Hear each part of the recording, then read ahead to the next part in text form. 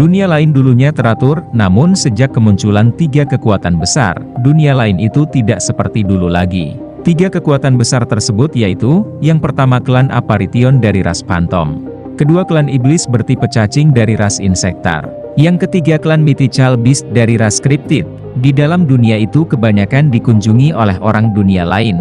Namun, orang-orang dari dunia lain seketika dikalahkan dengan tiga ras dari dunia itu. Ras Insektar dan Phantom mempunyai raja atau pemimpinnya, sedangkan untuk ras Cryptid, mereka hanyalah makhluk semi-spiritual. Ras mereka terlahir dari unsur-unsur sihir dan ada juga yang terlahir dari pemisah dengan tubuh induk. Ras Cryptid ini nggak bergerak secara berkelompok, melainkan individu. Masing-masing dari mereka memiliki kekuatan yang amat kuat. Ras tersebut memperluas dan mencari wilayah mereka sendiri secara individu. Dan lebih parahnya lagi mereka bisa bertarung dengan ras yang sama yaitu ras Cryptid. Sedangkan ras Insektar dan Phantom selalu bertumbuk juga. Tetapi ketika ras Cryptid datang dalam jumlah banyak, ras Insektar dan ras Phantom bekerja sama dalam mengalahkan ras Cryptid. Kejadian itu selalu terulang. Mereka pun berpikir untuk mencari tempat menetap yang aman dan tentunya itu berada di dunia lain. Mereka berencana melakukan invasi ke dunia lain. Namun ada suatu hambatan, untuk menuju dunia lain gak mudah. Jalan menuju dunia lain hanya terbuka setiap 1000 tahun, dan meskipun udah nunggu lama selama 1000 tahun celah yang terbuka cuma sedikit bisa dibilang kecil. Dengan begitu mereka nggak bisa mengirim banyak pasukan dari ras mereka. Sebenarnya ada cara lain yaitu melalui gerbang neraka dan bawah tanah. Namun gerbang tersebut dijaga oleh ras iblis, dan ada seseorang pria yang kesal. Lebih tepatnya benci dalam situasi ini dan dia adalah Veldway. Veldway mengenang masa lalunya. Veldway merupakan malaikat yang telah diciptakan Veldanava, dan Veldanava telah membuat 7 pilar malaikat yang energi sihirnya nggak ngotak-anying.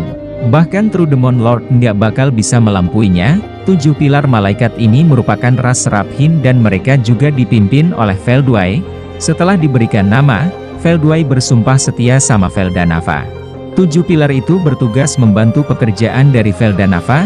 Satu demi satu ras baru terlahir ke dunia, mulai dari ras Titan sebagai inkarnasi dari bumi, ras peri sebagai administrator planet, dan bahkan ras vampir bertugas membangun mengembangkan peradaban bumi, hingga akhirnya dunia terhubung dengan dimensi dunia lain dan dari situlah terciptalah manusia. Tapi kalian jangan percaya guys, mana ada nenek moyang kok naga, wek. Ini cuma logika di anime Tensuratsui, sedangkan Veldanava sangat bahagia, dan untuk menghilangkan ancaman terhadap dunia, Veldanava memberikan perintah kepada Veldway untuk memusnahkan iblis jahat raksasa. Menurut Veldway ancaman yang sulit diatasi merupakan Naga Ivaraj. Naga Ivaraj merupakan raja dari klan Mystical Beast. Entah dari mana naga ini, gak ada yang tahu Ivaraj berasal dan tercipta dari apa. Yang cuma diketahui semua orang, Ivaraj merupakan makhluk berbahaya. Kekuatan milik Ivaraj dapat menyaingi True Dragon. Namun Ivaraj ini goblok, nggak punya otak atau bisa dibilang nggak punya kecerdasan. Ivaraj cuma bergerak berdasarkan naluri dan itu membuat dunia dalam bahaya. Dikarenakan Veldway kesulitan, Veldanava pun akhirnya turun tangan dan menyegel Ivaraj di dunia lain. Sedangkan Veldway mendapat tugas untuk mengawasi Ivaraj di dunia itu. Veldway memberikan saran kepada Veldanava sebaiknya Ivaraj dibunuh saja. Namun Veldanava menolak. Veldanava masih positif thinking dengan berpikir jika suatu hari nanti Ivaraj pasti akan mendapatkan kecerdasan. Kini Ivaraj yang disegel, mananya terus bocor. Dari kebocoran mana itu terciptalah ras baru yang disebut ras Cryptid. Ras Cryptid adalah ras yang sangat senang bertarung dan bergerak berdasarkan naluri kehewanan mereka. Ras tersebut nggak makan dan minum, dan ras itu juga nggak takut sama sekali sama kematian. Ras Cryptid sangat merepotkan dan harus segera dibasmi, namun gak lama juga muncul ras baru. Veldanava senang dengan kehadiran ras baru tersebut. Veldanava memberikan mereka nama Selanus. Selanus adalah raja serangga ras Insektar. Selanus diberikan perintah Veldanava untuk membasmi ras Cryptid. Dan sejak saat itulah ras Insektar mulai berkembang. Di lain cerita, Veldway yang terus terpengaruh sama energi Ivaraj, sifat Veldway juga lama-lama berubah, karena bertahun-tahun mandi di bawah pengaruh sihir. Dan kini dia bukan lagi ras Seraphin. Veldway bersama 3 malaikat yang lain berubah menjadi ras baru, yaitu ras Phantom, sementara 3 malaikat yang lain bersama Veldanava. Kini ras Phantom dan ras Insektar bersama berjuang untuk membasmi ras Cryptid, namun suatu hari Veldanava mati. Awalnya si Veldway mengira jika Veldanava nggak lama juga hidup lagi. Namun setelah ratusan tahun nggak ada tanda-tanda kebangkitan dari Veldanava. Sementara Veldway membenci semua ras yang ada di dunia yang telah diciptakan Veldanava, dan kini Veldway ingin menghancurkan semuanya sebagai bentuk balas dendam karena kematian Veldanava. Veldway lalu mengajak Zelanus untuk kerjasama dengan dirinya. Namun Zelanus menolak sebab dia cuma mendengarkan perintah Veldanava bukan orang lain. Zelanus mengatakan karena Veldanava udah wafat jadi Zelanus bisa melakukan apapun yang dia inginkan. Sontak Veldway emosi, sebab Zelanus beranggapan, jika Veldanava telah meninggal, sejak detik itu juga, ras Phantom dan ras Insektor terus berperang, dan tentu saja mereka juga masih bertarung melawan ras Cryptid. Situasi dunia masih sama aja, gak ada perubahan. Menurut Veldway, jika dunia tanpa Veldanava maka dunia gak akan ada perubahan, dan ras Phantom ingin ke dunia lain. Namun gerbang tersebut dijaga oleh ras iblis, termasuk juga iblis primordial hitam yang sangat suka bertarung. Si hitam selalu melihat ras Phantom dengan tatapan penuh penghinaan, dan seolah-olah jijik, dan si hitam juga memusuhi semua orang yang sejalan dengan keinginan Veldanava. Veldway beranggapan jika ras iblis sangatlah bodoh karena gak pernah mendukung kebangkitan Veldanava. Dalam benak Veldway, dia gak mau bertarung melawan para iblis. Sebab karena baginya hal tersebut gak berguna, dan Veldway lebih milih untuk bersabar saja. Namun suatu ketika muncul sebuah suara yang memanggil Veldway. Suara itu adalah Rudra yang merupakan murid dari Veldanava sekaligus pahlawan pertama di dunia. Rudra berkata jika dia akan bangkitin Veldanava. Sontak mata Veldway berkaca-kaca, dan kini akhirnya ada orang yang punya tujuan yang sama dengan Veldway. Veldway di situ juga sadar jika suara itu bukanlah suara Rudra melainkan suara dari skill King of Justice. Seketika Veldway pun memberi nama skill King of Justice dengan nama Michael. Di saat itulah, King of Justice berubah menjadi manas. Michael berkata jika dia membutuhkan waktu untuk merebut tubuh Rudra. Tanpa diceritakan prosesnya, Michael berhasil meyakinkan Zelanus untuk bekerja sama dan memihak padanya. Namun Zelanus meminta separuh dunia menjadi wilayah ras serangga. 1000 tahun telah berlalu, Veldway juga masih berhubungan dengan Michael. Sedangkan Michael masih menunggu Rudra melemah supaya bisa mengambil alih tubuh Rudra. Michael juga membujuk Veldway untuk menerima tubuh paralel. Dengan begitu, Michael akan dengan mudah memberikan kekuatannya kepada Veldway. Di situ Veldway baru menyadari kehadiran jika reinkarnasi dari Rudra adalah Masayuki. Veldway pengennya menghilangkan Masayuki, namun nyatanya Masayuki dilindungi oleh orang-orang di Tempest, dan hal itu membuat Veldway menjadi emosi. Sementara Rimuru dan semua bawahannya balik ke ibu kota Tempest, dan di saat sampai di Tempest Rimuru mendapatkan laporan jika ada kebakaran di sudut kota, dan untungnya itu kebakaran berhasil diatasi dan gak ada korban jiwa. Lalu Rimuru menuju ke ruangannya dan Rimuru ingin mendengar laporan-laporan dari para bawahannya. Di situ Veldora seperti biasa, tertawa sangat keras, dan mengatakan meskipun lawannya adalah kakaknya sendiri, Veldora gak takut atau ragu. Veldora yakin bisa menang 100% jika pertarungannya tidak diganggu. Ya seperti biasa Veldora selalu membanggakan dirinya meskipun nyatanya dia telah kalah. Sedangkan Ramirez sedikit agak kesal karena Veldora sangat ceroboh saat melawan Velgirin. Namun untungnya Veldora baik-baik aja. Kita flashback lagi cuy, jadi saat Rimuru pergi menuju markas Rudra yaitu Kekaisaran, Ramirez saat itu kembali ke labirin dan Ramirez merasa lega ketika 4 King Dragon labirin telah selesai tahap evolusi. Ramirez sangat nggak rela jika harus kehilangan Tempest, karena Ramirez udah terlanjur terkelepek-kelepek dengan Tempest. Sejak kepergian Rimuru, hati Ramirez selalu gelisah, dan ternyata firasat buruk dalam hatinya terjadi. Di saat itu Velgrin datang ke labirin dan dengan mudahnya dapat memporak-porandakan labirin. Saat melihat Velgrin, Ramirez ingat sama masa lalu yang dulu dia lupakan. Di masa lalunya, Ramirez ingat betul melihat Veldora yang mirip Veldanava. Sedangkan alasan Ramirez melupakan ingatan itu karena Ramirez selalu melakukan reinkarnasi. Ramirez sangat khawatir sama Veldora, karena Veldora akan menghadapi Velgrin. Ramirez pengennya tuh Veldora kabur aja dari pertarungan.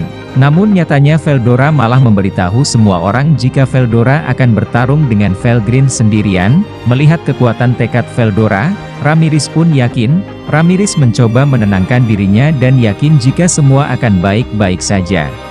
Namun gak lama ada penyusup di dalam labirin, dan itu adalah malaikat. Menurut laporan para penyusup paling depan memiliki EP sekitar 3 juta poin, yang di belakang 400.000 hingga 700.000 poin, dan EP ini merupakan singkatan dari existence point. Atau secara singkatnya itu adalah angka untuk menentukan atau memperkirakan kekuatan seseorang. Ramirez semakin khawatir saat tahu EP lawan sangat besar. Ramirez bingung harus siapa yang bisa melawan musuh yang kuat seperti itu. Namun warga labirin nyatanya udah siap bertarung meskipun tahu mereka nggak menang. Mereka semua pun bergerak melawan Zalario bawahan Veldway. Zalario termasuk 3 Laksamana Phantom. Di situ Zalario tidak sendirian. Dia bersama 5 Jenderal Phantom, dan 5 orang itu pun menjelajahi labirin dan memisahkan diri dengan Zalario. Sedangkan Treni dan yang lainnya menghadang Zalario. Zalario mengatakan jika tujuannya cuma untuk membunuh Masayuki. Dan seketika Treni menolak keinginan Zalario dan langsung terbang ke udara. Di udara Treni melepaskan bilah yang tak terlihat dengan jumlah yang banyak. Namun semua itu sia-sia. Semua warga Tempest atau labirin di situ berkata nani. Treni dan warga labirin yang lain berpikir lebih baik untuk sementara mengulur waktu karena menang juga gak mungkin. Treni juga menghubungi Ramirez. Ramirez memberitahu jika Masayuki sedang mengevakuasi para warga. Ramirez masih diskusi dengan Treni.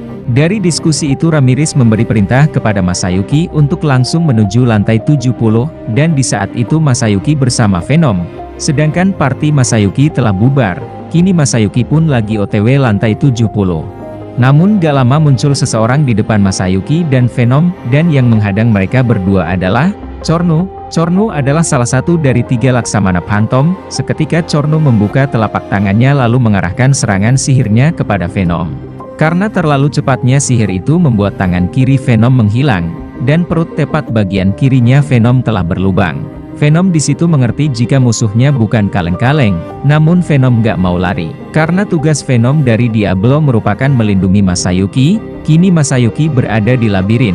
Venom berkata ke Masayuki untuk tenang karena musuh nggak mungkin bisa ngebunuh mereka di labirin. Di situ juga Cornu mulai menggunakan pakaian mitos. Dengan warna hitam dan emas yang bercahaya, Venom melihat hal itu langsung semakin putus asa karena menurutnya kekuatan musuh nggak ngotak anjing. Gak lama juga ada suara berkata, "Sepertinya kau dalam kesulitan, bolehkan kami membantumu?" Dan itu adalah suara Minette dan Chalgurio. Mereka berdua mengatakan akan melindungi Masayuki. Menurut mereka berdua, Masayuki sama saja dengan Kaisar Rudra. Masayuki di situ bingung karena harusnya Chalgurio dan Minette telah kehilangan kekuatannya, tapi mereka berdua hanya tertawa dengan mengatakan jika kekuatannya memang udah hilang. Namun bukan berarti mereka gak bisa mendapatkan kekuatannya lagi. Untuk membuktikannya, Chalgurio mulai menyerap esensi sihir dan seketika tubuhnya membengkak. Gak lama datang 3 orang lagi yang ingin membantu, dan kesempatan itu dibuat Venom dan Masayuki kabur. Sedangkan Cornu gak mau membiarkan hal itu. Dalam sekejap dia menghabisi para penghalang satu persatu. Di tengah jalan mereka berdua bertemu Jiu dan Bonnie. Di sini Bonnie memiliki ide untuk membantu Masayuki kabur. Sedangkan Jiu merubah bentuk tubuhnya serupa dengan Masayuki, dengan tujuan supaya musuh bingung dan pusing. Di dalam ruang kendali labirin, Ramirez bingung 7 keliling, gak tahu harus berbuat apa setelah mengetahui kekuatan musuh yang sangat gak ngotak. Meskipun begitu Treni, Chalgurio, Minette dan yang lain tanpa putus asa tetap menghadang para musuh. Meskipun mereka tahu jika mereka terlalu lemah, karena terlalu bingungnya, Ramirez mengirimkan instruksi pikiran kepada semua orang untuk diskusi. Di situ Venom berkata, "Kau tidak usah khawatirkan kita. Entah berapa kali kita mati, semuanya pasti hidup lagi. Tapi beda cerita dengan Masayuki, semuanya akan berakhir jika Masayuki dibawa musuh, dan kini Masayuki dibawa Bonnie ke tempat yang aman." Dengan komunikasi pikiran Ramirez memberikan perintah, agar Bonnie membawa Masayuki ke tempat yang udah direncanakan. Setelah memberikan perintah itu Ramirez menghela nafas lega, namun ini bukan berarti semuanya telah berakhir. Gak lama Ramirez mendapat laporan jika pasokan mana dari Veldora telah terputus, dan itu bisa membuat kota-kota muncul lagi ke permukaan untuk 10 menit ke depan. Ramirez kaget dan mengira jika Veldora telah kalah. Namun di layar tiba-tiba muncul sosok mengerikan, muncul dua musuh baru dengan 3 pasang sayap di tubuhnya, yang satunya wanita dengan otot besar dan yang satu lagi bocil yang masih kawai-kawainya. Meskipun mereka berdua wanita, jumlah EP mereka sekitar adalah 1 juta, tapi itu tidak pasti, bisa aja lebih, karena mereka masih ada di luar labirin jadi belum tahu kekuatan mereka sebenarnya, melihat penampakan kekuatan musuh yang sangat nggak ngotak itu.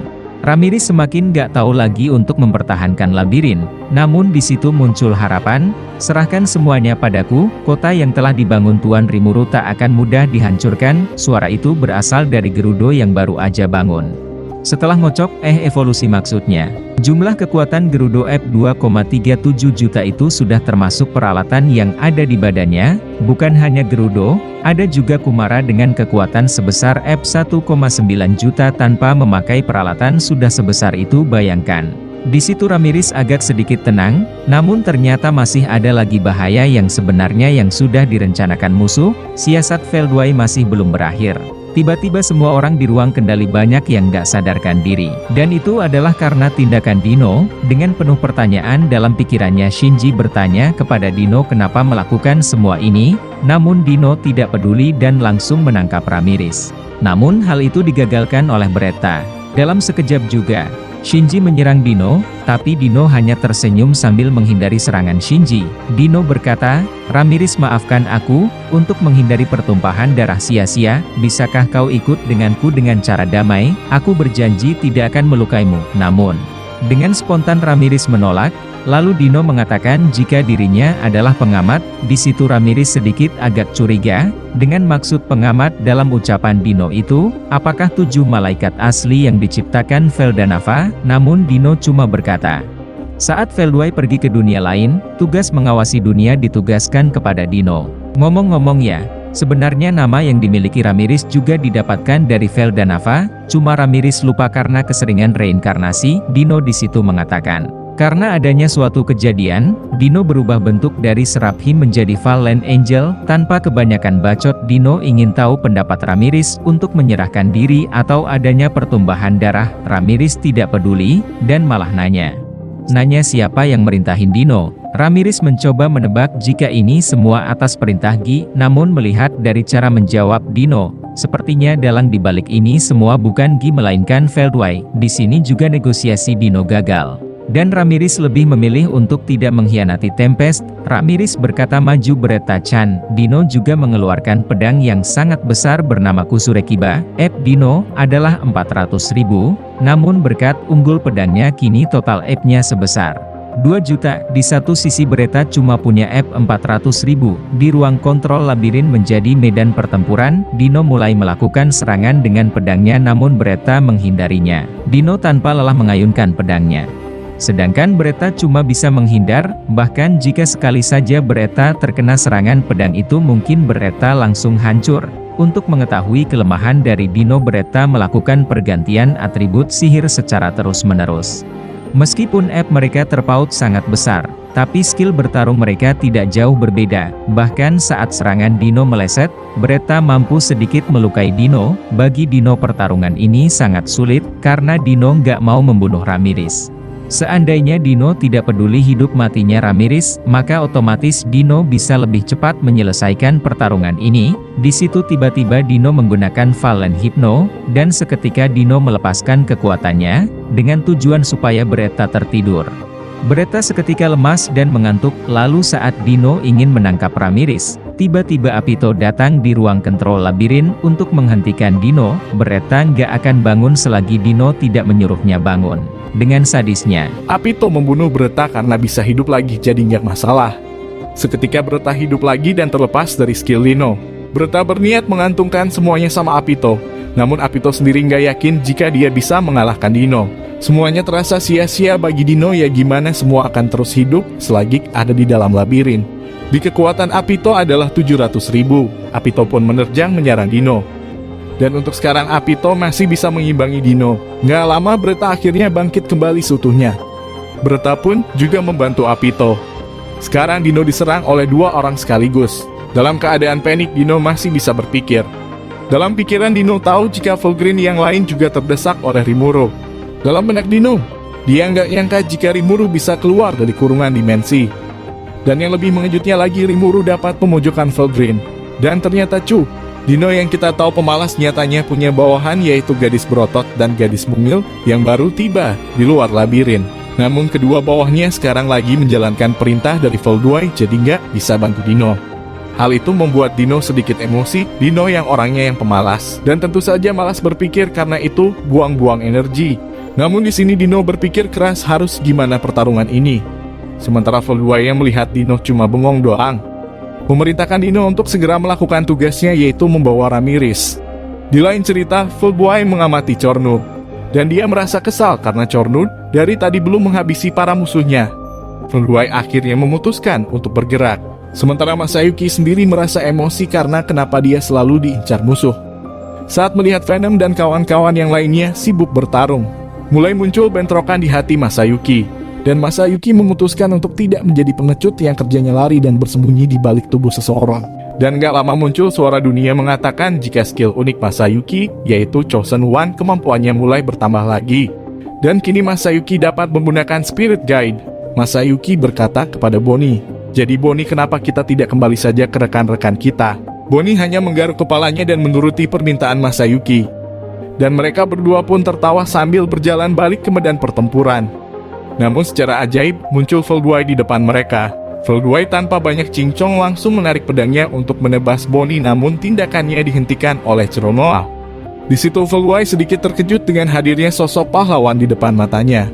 Tanpa banyak bicara, kedua orang itu seketika langsung bertarung. Karena terlalu cepatnya, yang terlihat cuma cahaya merah dan cahaya putih dan suara benturan kedua pedang mereka. Melihat kesempatan itu, Masayuki dan Bonnie pergi dari tempat itu. Sedangkan Volduai ketika bertarung dengan Ceronoa, dia merasakan jika Ceronoa memiliki skill Seri Malaikat, yaitu Hawking Sariel. Tanpa pikir panjang, Volduai menggunakan skill milik Michael untuk mendominasi Ceronoa. Dan dalam sekejap, Ceronoa juga berlutut di depan Volduai sambil melepaskan topengnya. Volduai pun memberikan Ceronoa perintah untuk bergabung dengan Cornu dengan tugas membunuh Masayuki. Sedangkan Masayuki dan Bonnie sudah balik ke tempat Venom. Sementara Cornu sangat emosi saat Masayuki yang asli hadir. Karena dengan kata lain, dari tadi dia tertipu dengan Masayuki palsu. Nggak lama di depan Masayuki muncul wanita kawaii. Dan itu adalah Ceronoa. Namun dalam kasus ini kita sebut aja Sariel yang menuruti perintah Michael. Di situ Masayuki terpesona saat melihat wajah yang imut dan kawaii dari Ceronoa tanpa topeng. Nggak lama juga terdengar suara dunia memberitahu jika itu merupakan cinta sejati pahlawan. Berkat kejadian itu, skill unik Chosen One milik Masayuki berevolusi menjadi skill Ultimate King of Heroes. Modal cinta pandangan pertama skillnya berevolusi. Masayuki sendiri juga nggak tahu kenapa dia bisa mendapatkan skill ultimate itu. Seketika Minit dan Chalgurio seolah-olah dalam diri mereka mengalir kekuatan yang meluap-luap. Dan hal itu berkat skill dari Masayuki. Bagi siapapun yang mempercayai Masayuki, maka akan dapat memperoleh kekuatan itu.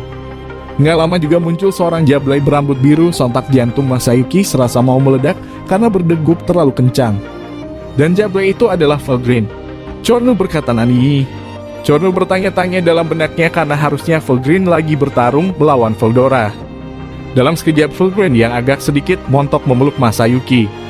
Fulgrim berkata, "Aku sudah lama mencari Rudra. Selalu ingin bertemu denganmu."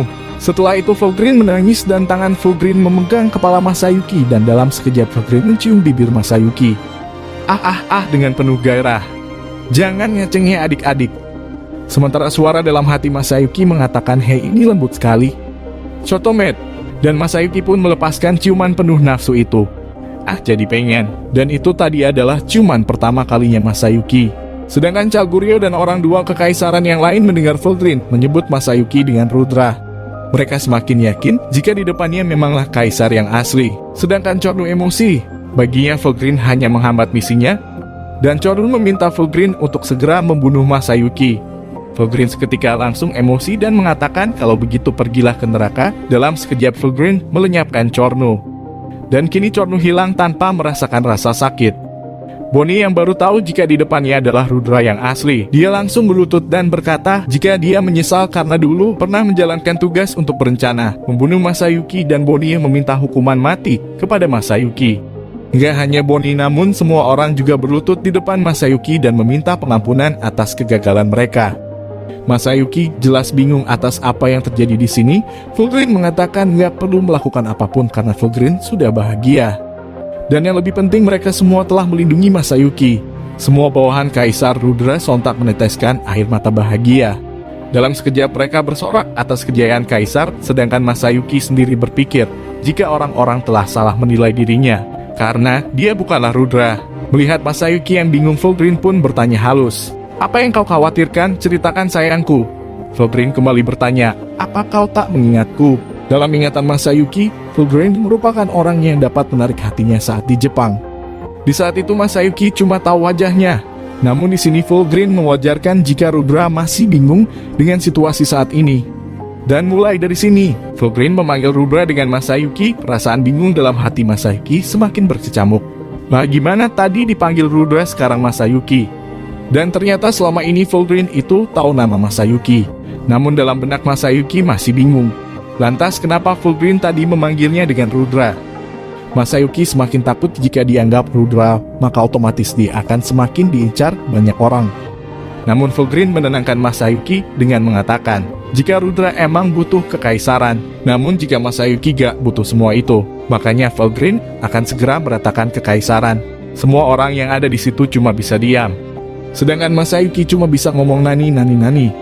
Lantas Chaguryo tanya apa yang akan Fulgrim lakukan dengan kaisar yang kini jadi musuh. Fulgrim hanya mengatakan jika kaisar yang ada di kekaisaran hanyalah tubuh kosong dari Rudra.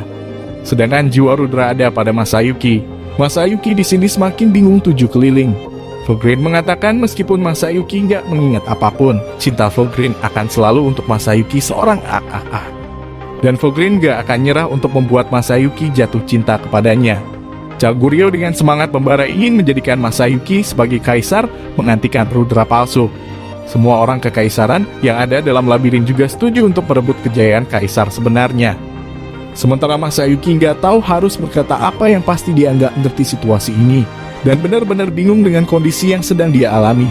Dino memutuskan untuk menunjukkan kebusukannya. "Kau masih bisa lirik-lirik," ucap Beretta sambil meninju pipi di wajah Dino. "Sungguh, dia meremehkan kita," ucap Abito sambil menembakkan jarum beracunnya. Namun di situ, serangan Abito berhasil dihindari Dino. Sontak Dino muak dan berkata, "Aku muak dengan ini semua. Dua orang menindas pria lemah. Rasakan ini, skill slothful sleep." Seketika Abito bertahap mulai jatuh berlutut. Namun itu tidak berpengaruh sama Beretta. Ada pepatah mengatakan, cara yang sama tidak akan berpengaruh untuk kedua kalinya. Dan itulah yang dirasakan Beretta. Dia menahan serangan Dino dengan skill uniknya yaitu Reverser. "Aku memuji dirimu Beretta yang dapat membuatku serius." Seketika Dino melepaskan segel kekuatannya dan dia mengeluarkan skill ultimate yang bernama Sky King Luciel. Dan skill itu adalah pemberian dari Veldanava. Skill tersebut bisa mengevolusi sesuatu. Berkat hal itu, skill unik Dino yaitu Slot menjadi skill ultimate dari 7 dosa besar yaitu Slothful King Belphegor.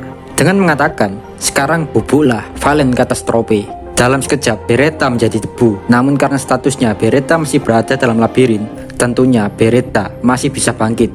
Cuma nunggu waktu aja. Kini Ramirez tidak ada yang menjaganya. Dan di situ posisi Ramirez lagi enak-enak bubuk.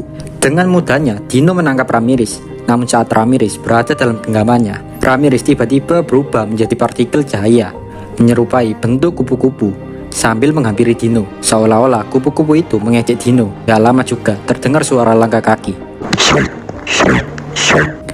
Dengan tiba-tiba kupu-kupu itu menghampiri suara langkah kaki itu, dan ternyata itu adalah Zegion.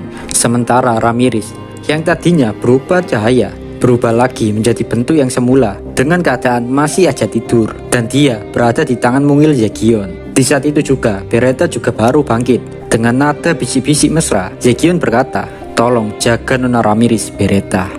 Lalu Beretta menawari bantuan. Apakah Tuan Zegion perlu dibantu melawan Dino? Dengan spontan, Zegion menjawab, "Tidak perlu. Saya sendiri sudah cukup." Di situ terlihat ekspresi kekesalan Dino karena dia harus melawan musuh yang jauh lebih merepotkan lagi. Zegion berjalan tenang mengitari Dino sambil berkata, "Kau tak menyerang?" Dino membalas dengan mengatakan, "Jangan meremehkanku. Aku juga anggota Octagram. Mana ada aku takut sama pecundang sepertimu, ha?" Dino pun mengangkat pedangnya dan mengatakan, "Mampus kau Kima, Valen Sky Strike." Serangan itu jika kena targetnya bisa membuat si korban dipenuhi perasaan negatif. kayak genjutsu gitu cuy, atau bisa dibilang menyerang mental atau roh. Di situ kerennya Zekion tidak menghindar dan memilih tidak bergerak, dan pedang Dino dihentikan dengan tangan kirinya. Sontak di situ Dino tertawa dengan mengatakan, Baka. bagaimana kau bisa pegang pedangku secara langsung? Otak dipakai lah kumbang. Aku sudah menang. Dino di situ sudah yakin gak lama lagi tangan kiri Zekion pasti akan hancur dan gak mungkin lagi bisa digerakin. Sambil tertawa sinis, Dino melihat Beretta. Tapi di sini Beretta tenang-tenang aja tuh. Dino curiga, dia pun melihat Zekion lagi dan ternyata tangan kiri Zekion baik-baik saja. Dino dengan spontan mengatakan, ini tidak mungkin. Zekion berkata, apa kau pikir bisa mengalahkanku dengan serangan lemahmu ini? Rasanya seperti angin cepoi-cepoi, gak berasa gitu. Noob sekali kau ini. Zekion melanjutkan lagi ucapannya. Apa kau meragukan kalau aku memiliki skill ultimate? Kau seharusnya menyerangku lebih kuat. Kemalasanmu adalah penyebab kekalahanmu hari ini. Emosi Dino meluap-luap dengan mengatakan, jangan banyak cincong lu, seolah kau sudah menang. Dasar bajingan. Zekion mengulurkan tangan kirinya dengan keadaan tergenggam. Dan saat dibuka, muncul 5 kilatan cahaya dari tangannya. Dino berlari dan menghindari serangan cahaya itu. Namun au. Hanya itu teriakan dari mulutnya, seraya ingin meneteskan air mata. Dan hasilnya lengan kanannya tepat di sikunya telah putus. Dengan menahan rasa sakit, Dino nanya, benarkah semua serangan mental tidak terpengaruh padamu Zekion? Namun dengan kerennya, Zekion mengatakan, sejak awal kau telah jatuh dan cuma bermain-main di telapak tanganku. Ingat, aku sebagai Miss Lord, akulah Dark Phantom King. Serangan mentalmu gak akan berpengaruh padaku. Dino terlihat sangat lemah, tapi bukan karena Dino lemah, namun Zekion sangat kuat. Bahkan Zekion terlalu kuat. Dari ruang kontrol labirin, Dino melihat layar dan di sana terlihat Velgreen sedang memusnahkan Cornu. Dino di situ bingung kenapa Velgreen yang harusnya sekutu, kenapa menjadi musuh. Di saat itu Dino menyimpulkan jika pertarungan ini gak mungkin bisa dilanjutkan lagi. Jadi Dino memutuskan untuk kabur saja.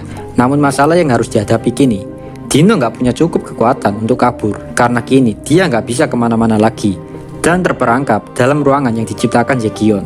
Zekion dalam sekejap menggunakan kekuatan badannya untuk melenyapkan Dino, dan seketika Dino langsung musnah. Namun Dino ternyata gak mati karena dia sempat membeli gelang kebangkitan. Dan kini Dino bangkit di luar labirin. Dino awalnya udah ogah berhadapan dengan Rimuru, namun karena Filway maksa, ya mau gimana lagi. Kini Dino berjalan menuju prajurit wanita kekar berotot bernama Garcia. Dia bertarung melawan Gerudo, dan bocil yang masih kawai-kawainya masih kerepotan melawan Kurama. Di sana terlihat Garcia sangat kesusahan menghadapi Gerudo. Bahkan wajah Gerudo penuh darah, nggak tahu darah musuh atau darahnya. Yang penting di sini Dino kaget dan berkata nani. Di situ Garcia melemparkan pedangnya dan mengenai perisai Gerudo. Sontak tangan dan perisai Gerudo langsung terpotong dan terbelah. Namun Gerudo bodoh amat dan lari gitu aja.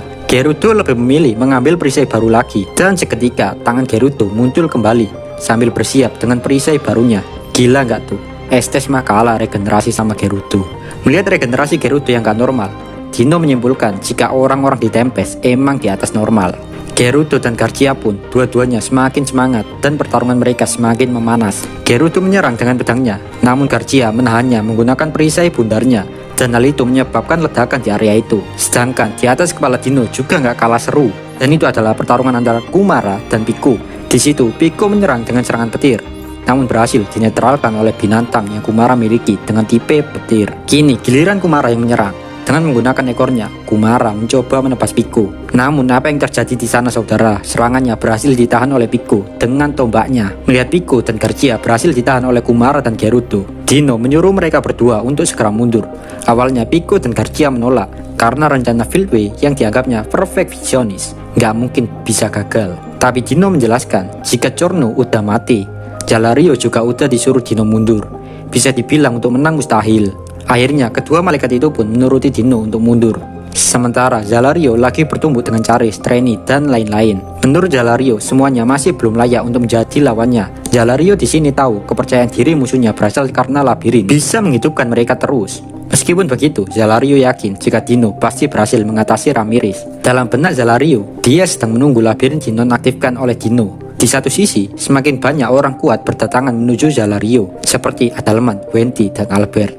Adalman pun mengatakan kepada Jalario jika Cornu telah tewas dibunuh Velgreen. Adalman juga mengatakan jika Ramirez sudah dilindungi oleh Zegion. Namun Jalario hanya tertawa karena dia percaya Dino lebih kuat daripada Zegion.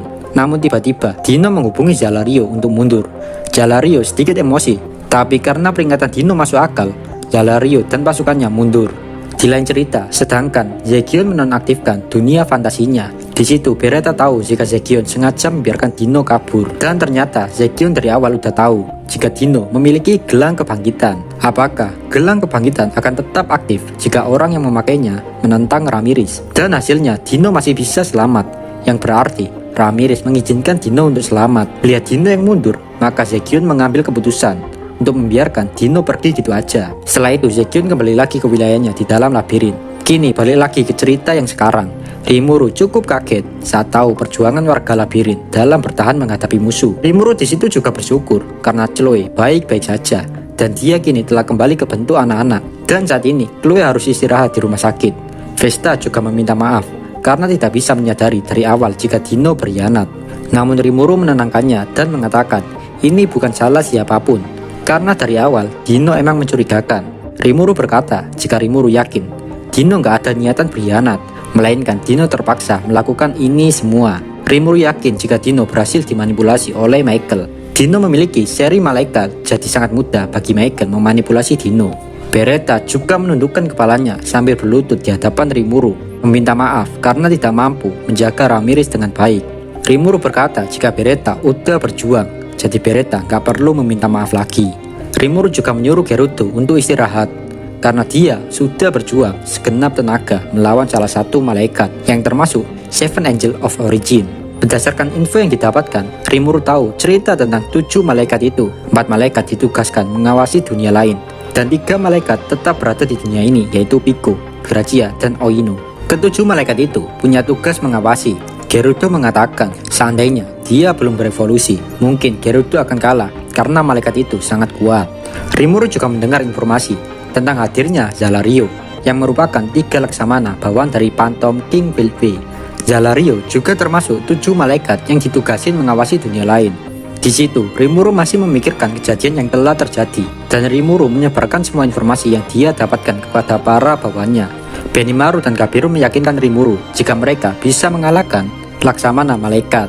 Sedangkan di situ Veldora tertawa saat tahu Charis berhasil didesak oleh musuh. Veldora pun di situ sedikit usil dengan menggoda Charis dengan mengakui kekalahannya. Melihat Veldora yang terus mengejek Charis, Rimuru mengatakan jika Veldora juga harus mengakui kekalahannya dari Velgrin. Namun Veldora keras kepala dengan mengatakan jika dia belum kalah karena saat itu Veldora dalam kondisi yang gak bagus.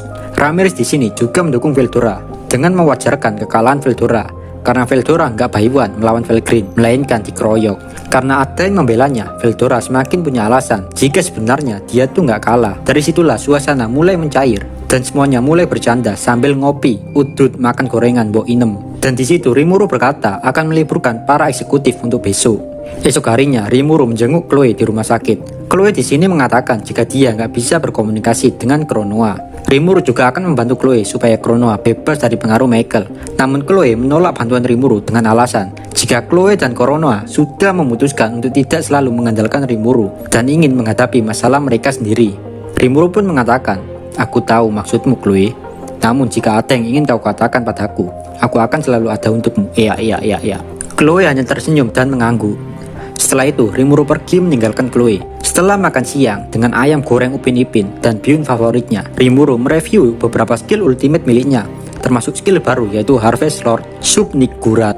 Setelah menelan Velgrin, Rimuru juga mendapatkan skill ultimate Sword King Velgrin. Rimuru juga tahu, berkat skill ultimate Subnigurat, Ciel kini bisa terhubung dengan semua para bawahan Rimuru, sekaligus dapat mengotak-atik skill mereka, lalu memberikan mereka kekuatan. Ciel juga di sini menjelaskan kepada Rimuru tentang semua skill-skill para bawahan Rimuru.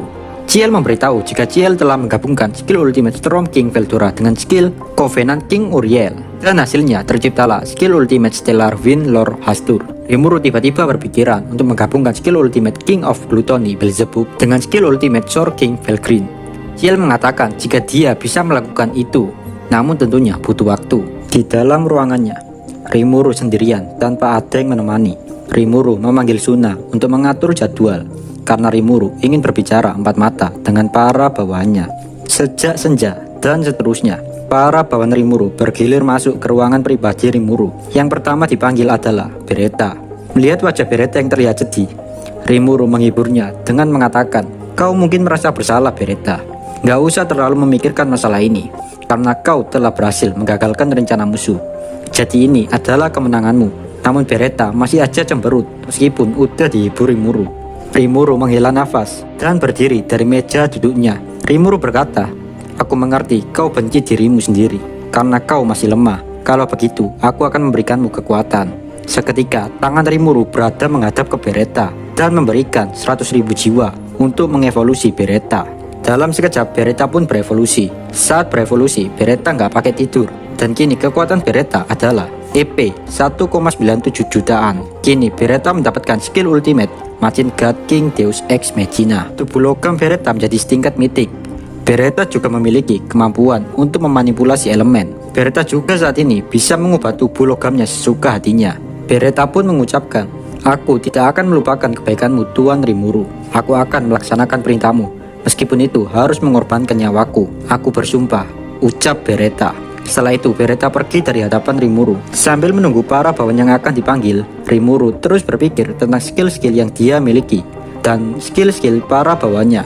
Rimuru menyimpulkan jika melatih skill ultimate akan lebih efektif daripada melatih skill biasa, karena yang mampu mengalahkan skill ultimate hanya skill ultimate juga. Rimuru masih terus ngomong dengan dirinya sendiri. Dari kesimpulan yang Rimuru dapatkan, skill bisa muncul pada diri seseorang melalui keinginan kuat dari seseorang. Bisa dibilang skill itu potensi. Rimuru mengevaluasi pertarungan Dino.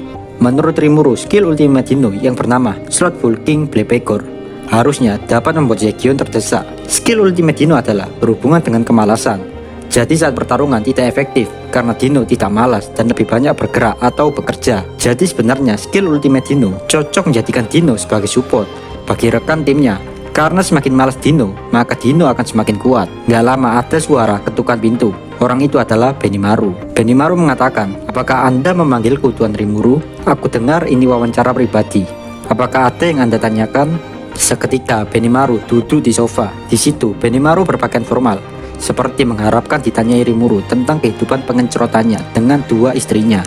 Rimuru melihat status kekuatan Benimaru. Benimaru memiliki kekuatan EP 4,39 jutaan.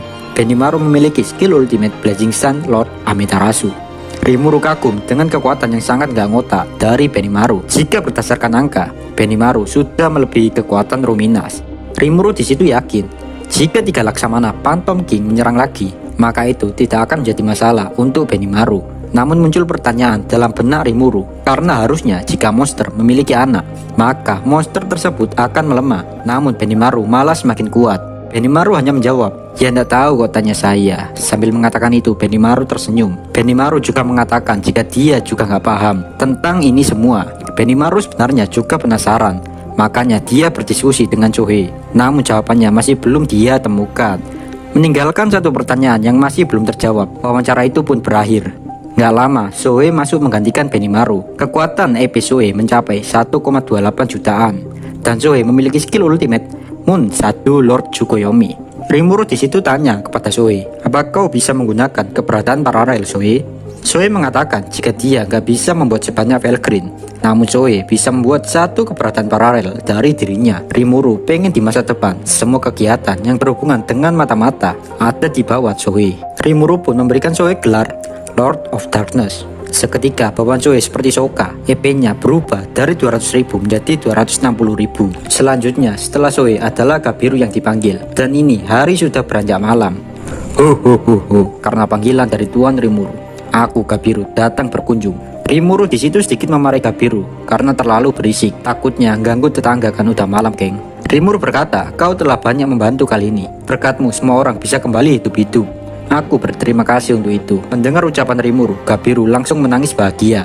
Di situ Gabiru membalas dengan mengucapkan, "Ya, aku menang berkat Lord Rimuru." Suara itu suara Lord Rimuru bukan? Di situ Gabiru mengira jika suara Ciel itu adalah suara Rimuru.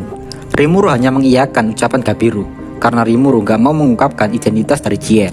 Kini Gabiru memiliki kekuatan EP 1,26 jutaan. dengan skill ultimate King of Mind. Saat melihat status Gabiru, Rimuru kaget karena Gabiru memiliki skill-skill yang sangat hebat. Salah satu skill kuat Gabiru adalah skill perubahan takdir. Ya, meskipun skill itu cuma bisa dipakai sehari sekali, namun dengan skill itu Gabiru berpotensi mengubah medan pertarungan jika harus menghadapi musuh yang sangat kuat. Mengenai tombakmu, bisakah kau meninggalkannya untuk sementara waktu? Aku ingin Kurobe memperbaikinya, ucap Rimuru. Gabiru dengan spontan memberikan tombaknya dengan senang hati. Rimuru bakal meminta Kurobe untuk mengupgrade tombak kesayangan dari Gabiru, karena kemungkinan tombak yang dimiliki Gabiru bisa sampai ke tingkat mythical. Pasukan Gabiru EP-nya berkisar 120.000 sampai 200.000, dan wawancara itu pun berakhir. Sedangkan Gabiru meninggalkan ruangan dengan keadaan menangis bahagia. Hari semakin larut malam. Di ruangan pribadi di sebuah toko, Rimuru lagi enjoy minum amer bersama Gerudo. Kekuatan EP Gerudo sekitar 2,3 jutaan, dan Gerudo memiliki skill ultimate Gourmet King Beelzebub. Skill tersebut adalah skill yang berada sedikit di bawah Beelzebub milik Rimuru. Rimuru yakin dengan skill Gerudo sekarang, pasti musuh akan kesulitan menembus pertahanan Gerudo. Setelah itu, Rimuru balik ke ruangannya. Di situ, Rimuru memikirkan tentang Velgrin yang berada dalam labirin. Namun secara tiba-tiba, Rangga keluar dari bayangan Rimuru dan membuat Rimuru kaget. Rangga di situ meminta maaf. Dia nggak ikut perang karena dia tertidur saat evolusi. Rimuru pun menghibur Rangga dengan mengelus-ngelus tubuh Rangga. Kini kekuatan yang dimiliki Rangga adalah EP 4,34 jutaan, dan Rangga memiliki skill ultimate Stellar Wind Lord Astur. Rimuru di situ agak sedikit kaget saat tahu EP Rangga tembus hingga 4 jutaan. Rangga berkata semua ini berkat dia hidup di bayangan Rimuru. Maka sebab itu Rangga selalu mendapatkan suplai energi dari Rimuru. Kekuatan milik Rangga berfokus pada kekuatan manipulasi cuaca. Malam itu Rimuru bermain dengan Rangga tanpa tidur. Besoknya Rimuru memanggil Kumara ke ruangannya. Di situ Kumara langsung berkata, "Aku mendengar Rangga Sama mengatakan jika Rimuru Sama bisa mengubah skill kita. Jadi aku harap Rimuru Sama bisa memberiku kekuatan yang baru." Rimuru nggak nyangka jika informasi itu udah kesebar. Rimuru pun cuma mengangguk ambigu karena Ciel harus tetap dirahasiakan. Kekuatan yang dimiliki Kumara adalah EP 1,89 jutaan, dan Kumara memiliki skill ultimate Mythical Beast Lord Bahamut. Rimuru melihat jika kekuatan Kumara bisa memanipulasi berbagai gravitasi. Meskipun Kumara kurang pengalaman, Rimuru yakin seiring berjalannya waktu, Kumara akan menjadi semakin kuat dengan bertambahnya pengalaman. Setelah itu, Rimuru kedatangan Apito. Apito memiliki EP sekitar 700.000, dan Apito punya skill unik yaitu Queen Worship. Menurut Rimuru, kekuatan Apito udah berkembang dengan sangat baik, dan Apito juga bisa menciptakan 9 majin tipe serangga. Apito di situ meminta Rimuru untuk memberikan nama kepada para bawahannya. Karena Ciel nggak masalah, Rimuru memberikan mereka nama. Rimuru memberikan mereka nama 9 serangga milik Apito. Rimuru ngasih nama agak ngasal dengan nama berawalan semuanya Re, dan diikuti dengan angka bahasa Jepang. Jadi yang pertama Reichi, kedua Reni, ketiga Resan, dan seterusnya sampai Rekyu. Entah mengapa Ciel selalu berisik pengen ngubah skill Apito. Rimuru akhirnya meminta izin kepada Apito untuk mengubah skillnya. Rimuru pun mengubah skill unik Queen Worship menjadi skill ultimate Queen of the Worship Valkyrie. Dan kini serangga ciptaan Apito sekarang bisa menciptakan serangga juga seperti Apito. Dengan begitu, pasukan Apito kini menjadi semakin kuat. Apito seketika berlutut di hadapan Rimuru dan bersumpah setia lagi kepada Rimuru. Rimuru hanya mengangguk dengan senyuman senang, dan wawancara dengan Apito pun berakhir. Setelah itu, tibalah giliran Zekion. Semua para bawahan Rimuru yang masuk langsung duduk di sofa. Namun berbeda dengan Zekion. Dia malah lebih memilih duduk di kursi kayu. Rimuru di situ berkata, "Zekion, kau telah melakukan pekerjaan yang sangat baik. Aku tidak tahu apa yang akan terjadi jika kau tak bangun tepat waktu setelah evolusi." Namun dengan beringas Zekion menjawab, "Apakah Anda menyanjungku, Rimuru Sama? Bahkan kebangunanku, semua udah Anda prediksikan?" Di situ Zekion terus memuji Rimuru dan mengatakan lagi, "Rimuru Sama akan memukul Dino dengan pukulan melintasi ruang dan waktu. Seandainya aku tidak keluar dari ruanganku kan? Dan aku sengaja keluar ruanganku karena aku tidak ingin menyanyiakan kesempatan yang Rimuru Sama berikan kepadaku untuk unjuk gigi." Suara dalam hati Rimuru heran dengan Zekion yang terlalu mendewa-dewakan dirinya. Kini kekuatan milik Zekion adalah EP 4,98 jutaan, dan dia memiliki skill ultimate Illusion King Mephisto. Rimuru kaget karena EP Zekion melebihi Benimaru. Skill Zekion berfokus sama penguasaan elemen air. Bagi Rimuru, manusia itu memiliki 65% di tubuhnya adalah air. Jadi dengan kata lain, memusuhi Zekion sama aja dengan bunuh diri. Dan yang lebih mengerikan dari Zekion adalah salah satu kemampuannya yang bernama The End of Dream. Zegion bisa menciptakan sebuah dunia di mana jika masuk ke dunia tersebut, jika keinginan sang target nggak sesuai dengan keinginan si pengguna, maka di situ dalam sekejap akan mati. Kita bisa ambil contoh Dino yang pada saat itu masuk dunia yang diciptakan Zegion. Saat itu Dino nggak mau membunuh dan nggak bener-bener berkhianat, makanya Dino masih bisa selamat. Jika Dino beneran berkhianat dan memiliki niat untuk membunuh, maka Dino di saat itu langsung mati. Setelah itu giliran Adalman. Adalman pun duduk di sofa di depan Rimuru. Adalman memiliki kekuatan EP 877.000 dan Adalman memiliki skill ultimate Book of Magic Necromicon. Dengan skillnya itu, Adalman bisa menggunakan sihir Necromancer maupun Divine Magic tanpa memakai mantra. Adalman juga bisa mengendalikan orang yang mati. Dengan begitu, pasukan Adalman akan menjadi pasukan yang tangguh. Selanjutnya adalah Albert, bawahan Adalman. Diketahui Albert memiliki kekuatan EP 682.000. Dengan kekuatan pedang rohnya sendiri memiliki EP sekitar 600.000. Albert memiliki skill ultimate immortal. Setelah Albert adalah Venti, yang juga bawahan Adalman. Venti memiliki kekuatan EP 980.000 dengan skill ultimate eternal. Di sini perlu diketahui juga jika jiwa para bawahan Adalman ada pada Adalman. Jadi secara mudahnya gini cuy, jika Adalman gak mati, para bawahannya gak akan mati. Setelah makan siang, Rimuru melanjutkan lagi wawancaranya, dan bawahan Rimuru berikutnya adalah Sion. Sion memiliki kekuatan EP 4,2 jutaan, dan pedang Sion sendiri, Gorikimaru, memiliki kekuatan EP 1.080.000. Sion punya skill unik yaitu Cook. Meskipun Sion gak memiliki skill ultimate, Sion masih bisa melukai pengguna skill ultimate menggunakan pedang Gorikimaru yang ada di tingkat mythical. Tambah lagi, Sion memiliki regenerasi yang super cepat. Dengan begitu, para musuh yang melawan Sion akan sangat jelas kesulitan. Rimuru di situ heran kenapa Ciel tidak memberikan Sion skill ultimate. Ciel mengatakan jika kemampuan Sion ditingkatkan lagi, maka kekuatan Sion bisa digunakan membunuh Rimuru. Ya nggak tahu sih, kalau pendapat Mimin, Ciel cemburu dengan kemontokan boing-boing Sion. Tiba-tiba Sion mengatakan, ngomong-ngomong aku tadi melihat Masayuki sedang depresi di kafetaria. Rimuru di situ curiga jika Valgrind telah melakukan lompatan subdimensi hingga sampailah Valgrind ke Tempest hanya untuk mengejar cintanya yaitu Rudra. Tanpa izin Rimuru, Sion sudah memutuskan akan mengadakan rapat besok. Rimuru sedikit kesal dengan mengatakan, tidak masalah pantatmu rapat besok. Rimuru nggak tahu lagi kenapa Sion bertindak sesuka hatinya tanpa mikir dulu. Dalam rapat itu akan membahas Valgrind dan Masayuki. Meskipun begitu, Rimuru tetap mengikuti rencana Sion dengan syarat bahwa semua persiapan rapat harus matang. Sion mengatakan, oke, serahkan semuanya padaku. Dan seketika Sion dengan raut bahagia meninggalkan ruangan Rimuru. Kini yang tersisa adalah para iblis yang belum diwawancarai. Dan kini giliran Diablo. Diablo berkata, apakah ini giliranku? Betapa cemasnya aku menunggu saat-saat seperti ini. Di situ Carrera tidak terima jika Diablo duluan. Bahkan Ultima juga tidak setuju jika Diablo mendahulinya bertemu Rimuru. Namun Testarossa mengatakan, hentikan, berdebat di depan Lord Rimuru sangat tidak sopan. Dan seketika suasana tenang kembali. Di situ Testarossa membuatkan teh untuk Rimuru karena Diablo yang dipilih untuk diwawancarai duluan. Diablo mengusir 3 iblis yang lain dan duduk dengan gembira di depan Rimuru. Diablo memiliki kekuatan EP 6.660.000. Diablo juga memiliki skill ultimate Temptation King Azazel. Rimuru terkejut saat melihat statistik Diablo yang sangat tinggi, melebihi para bawahan yang lain.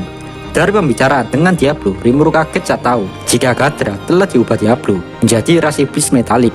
Dan kini Gadra menjadi bawahan Diablo. Rimuru pun berkata, sekarang kau yang memegang kendali atas Gadra. Jaga dia baik-baik Diablo. Setelah itu wawancara dengan Diablo pun telah usai. Diablo keluar dengan membungkukkan tubuhnya. Setelah Diablo keluar, Testarossa masuk dengan anggun, duduk di depan Rimuru. Tanpa basa-basi, Testarossa memberikan dokumen informasi tentang bawahannya. Di situ tertulis, Moss memiliki kekuatan EP sekitar 1 juta. Moss juga memiliki skill unik yaitu kolektor. Ada juga Jien memiliki kekuatan EP 286.000 dan Jien memiliki skill unik yaitu recorder atau perekam. Sedangkan Testarossa memiliki kekuatan yaitu EP 3.330.000 dan dia memiliki skill unik Hill King Belial. Rimuru kagum dengan Testarossa karena jumlah mananya meningkat dengan pesat. Di sini mereka membahas tentang Masayuki dan kekaisaran. Testarossa mengatakan jika dia ingin ikut rapat berikutnya karena Testarossa juga hafal daerah kekaisaran. Dengan begitu, Testarossa akan dapat memberikan informasi yang diperlukan dalam terapat tersebut. Sontak, Rimuru langsung setuju dengan keinginan Testarossa. Setelah makan malam, Rimuru memanggil iblis yang tersisa. Dan kini giliran Ultima. Di situ Rimuru menyajikan kopi hitam untuk Ultima. Walaupun remeh, bagi Ultima ini sudah membuatnya bahagia. Mereka pun mengobrol sambil ngopi santuy. Ultima memberikan Rimuru laporan tentang para bawahannya. Yang pertama, Veyron memiliki EP 882.000 dan memiliki skill ultimate Authentic Brighter Artist. Sedangkan Zonda memiliki kekuatan EP 301.000 dan dia memiliki skill unik yaitu Cooker. Di situ Rimuru agak sedikit terkejut karena nama skill Sion mirip dengan Zonda. Namun nyatanya fungsinya berbeda cuy. Skill Zonda dapat mengobati cedera apapun selama kondisi dapat dipenuhi. Sedangkan kekuatan Ultima adalah EP 2.660.000 dan skill ultimate Ultima bernama Poison King Samael. Rimuru saat itu kaget saat tahu skill Ultima yang cuma berfokus pada pembunuhan. Ultima bisa membunuh menggunakan racun, padahal Ultima bisa membunuh secara instan dengan mudah. Karena kagetnya yang sangat terlalu, Rimuru dengan spontan menuangkan kopi untuk sejenak menghentikan percakapan. Dan Ultima pun menerima kopi yang dituangkan Rimuru. Ya sedikit was-was saja sih, bayangin aja, lu duduk sama psikopat, pastikan agak deg-degser gitu cuy. Lah seperti itu yang dirasakan Rimuru. Setelah Ultima selesai, selanjutnya adalah Carrera. Saat masuk ruangan, Carrera langsung tersenyum dengan mengatakan, "Halo Tuan Rimuru, jika bukan karena bantuanmu, aku pasti sudah kalah dengan Kondo." Pria itu benar-benar monster yang nyata. Carrera yang biasanya sombong, nakal, namun di hadapan Rimuru, dia seperti seekor kucing oren yang sangat nurut sama pemiliknya. Di situ, Carrera memberikan laporan kepada Rimuru tentang bawahannya. Agera memiliki EP 733.000. Agera memiliki skill ultimate Blade Change. Lalu ada Esprit memiliki EP 552.000 dan memiliki skill unik Flawless Deadwell 1. Carrera memiliki EP mencapai 7 juta ditambah senjata pistol emas yang memiliki EP 3,3 juta. Carrera juga memiliki skill ultimate Dead King Abaddon. Di situ Rimuru sedikit was-was dengan kekuatan Carrera. Ya takutnya nanti Carrera bisa menghancurkan labirin Ramirez. Namun di situ Carrera mengatakan jika dia menjadi kuat berkat Rimuru dan Kondo. Carrera juga ingin mewarisi impian Kondo yang ingin membunuh Kaisar. Di situ Rimuru menceritakan tentang Manas Mikkel kepada Carrera. Dari cerita itu, Carrera pun akhirnya mengerti kenapa Kondo ingin membunuh Kaisar Udra. Saat itu Carrera akan keluar ruangan Rimuru, tapi tiba-tiba dia balik lagi untuk meminum secangkir kopi sambil mengatakan, "Ngomong-ngomong, aku ingin menceritakan satu hal padamu Rimuru sama." Rimuru pun menyuruh Carrera duduk kembali. Carrera pun mengatakan, "Sepertinya Agera adalah kakek dari Hakuro." Sambil mengatakan itu, Carrera meninggalkan Rimuru lagi dan keluar ruangan. Kini kita akan membahas kekuatan Rimuru. Rimuru memiliki EP 8,6 juta ditambah senjata pedang naganya memiliki EP 2.280. Di sini Ciel mengatakan jika dia udah gak butuh skill Beelzebub dan skill Raphael. Di situ Rimuru gak nyangka jika Ciel dengan mudahnya membuat skill Raphael yang bisa dibilang adalah ibunya. Namun Ciel mengatakan jika skill Raphael udah kosong, nggak guna, jadi nggak masalah jika dilepas gitu aja. Di situ Ciel menggabungkan skill Beelzebub, skill Raphael, skill Veldora, dan skill Velgrin yang ada dalam diri Rimuru, hingga terciptalah skill Void Good Azathoth. Dari skill tersebut, Rimuru bisa mengubah True Dragon menjadi core, dan core itu bisa dimasukkan ke dalam pedang milik Rimuru, yang otomatis pedang Rimuru jadi semakin overpower. Untuk detail tentang kekuatan Void Azathoth, bisa kalian pause videonya dulu. Oke, lanjut lagi. Nggak lama, Veldora dan Ramirez datang ke dalam ruangan Rimuru. Mereka sangat berisik, ingin mengajak Rimuru bermain. Namun Rimuru menolak karena Rimuru nggak memiliki waktu luang. Namun pada ujungnya, Veldora ingin meminta bantuan Rimuru untuk mengukur EP miliknya. Dan mereka juga ingin membandingkan ruang kontrol EP di labirin. Apakah tebakannya bisa dapat mengukur dengan akurat atau enggak. Rimuru, Ramirez, dan Veldora pun akhirnya pergi ke ruangan kontrol dalam labirin. Di situ terlihat EP Veldora saat diukur di ruang kontrol sebesar 88 juta. Semua orang yang ada di situ kaget saat tahu EP Veldora sangat-sangat gak ngotak. Veldora tiba-tiba mengatakan, "Open your eyes dan lihatlah kekuatanku yang sebenarnya." Setelah mengatakan itu, Veldora melepaskan pakaian berat yang dia gunakan. Di situ Ramirez mengatakan jika EP Veldora nggak ada perubahan, masih aja sama 88 juta. Seketika wajah Veldora memerah karena malu sendiri. Namun terlepas dari kekonyolan Veldora di saat itu, Rimuru kagum dengan Veldora yang menjadi semakin kuat karena andil dari Ciel yang ikut mengotak-atik kekuatan milik Veldora. Dan kini saudara, Veldora bisa menggunakan keberadaan paralel milik kakaknya yaitu Velgrin, yang bisa diartikan keberadaan Veldora semakin mengerikan, berbahaya, dan bisa dikatakan mendekati abadi. Rimuru masih bertanya-tanya kenapa EP yang dia miliki sangat berbeda jauh dengan Veldora. Ciel pun menjelaskan, ada beberapa penyebab kenapa EP Rimuru sangat kecil. Namun saat kondisi mencapai maksimal, EP Rimuru merupakan gabungan dari EP Velgreen dan Veldora. EP Velgreen di sini diketahui 74 juta. Jadi jika Rimuru dalam kondisi yang maksimal, EP Rimuru bisa di atas 150 juta. Wah, sangat-sangat gak ngotak sekali Slim seperti ini, saudara. Besoknya di pagi hari yang cerah di Tempest, ada rapat yang akan dimulai. Beberapa orang penting hadir dalam rapat kali ini. Pada pembahasan rapat kali ini adalah tentang kekaisaran. Mulai dari membahas kondisi tawanan perang, kekaisaran yang telah diambil alih Mikael, dan masih banyak lagi.